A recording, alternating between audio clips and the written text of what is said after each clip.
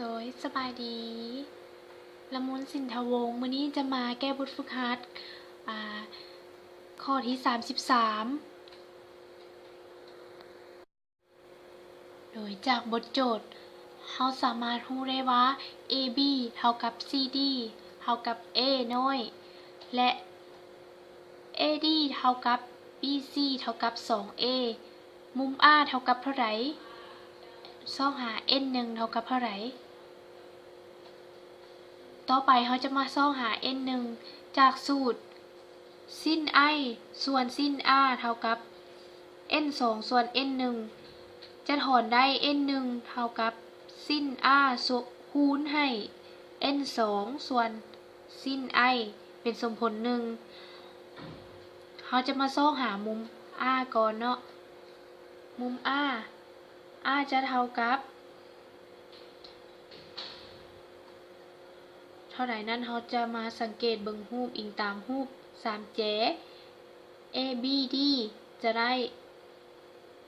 ตั้ง R เท่ากับ AD ส่วน BC AD ส่วน AB ตั้ง R เท่ากับ AD เท่ากับ 2A ส่วน AB เท่ากับ A เท่ากับ2 A กับ A ขัดกันเท่ากับ2จะได้ตั้งของ2เท่ากับจะได้ R เท่ากับ63.42 องศาหรือเทียบเท่ากับ63องศาเฮาได้ R แล้วเนาะวันนี้เฮาจะมาไปซอก I โดย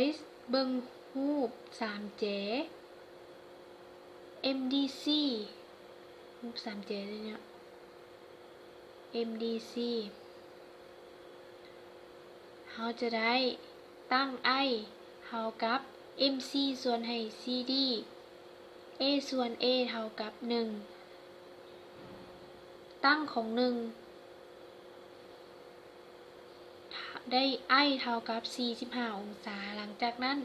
เราไปแทนใส่สมผล1จะได้ N1 เท่ากับsin 63องศา N2 คูณให้ N2 ส่วนให้ sin I แม่นเท่ากับ I เท่ากับ45องศาเนาะ N1 เท่ากับ sin 60องศาคูณให้ N2 sin 45องศา sin 63องศาแม่นเท่ากับ 0.89 N2 แม่นอัตราแสงหักของอากาศเท่า1sin 45องศาแม่น 0.7 แทนค่าใส่แล้วจะคูณแล้วจะหารเราจะได้คำตอบแม่น 1.27 แม่น N1 อัตราแสงหักแม่นเท่ากับ 1.27